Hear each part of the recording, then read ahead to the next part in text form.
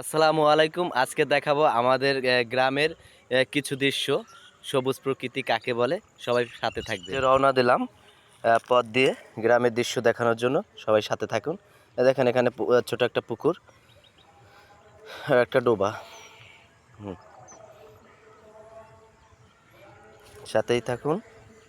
সেটি আমার একটা সবজি বাগান। দেখেন কত সুন্দর সবজিগুলো হয়েছে।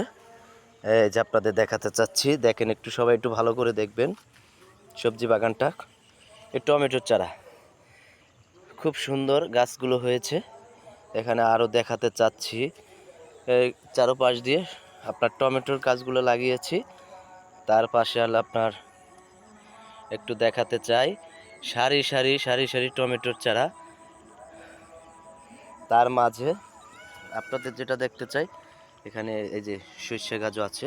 যে চলে আসছি আমার সেই সবজি বাগানটায়, দেখেন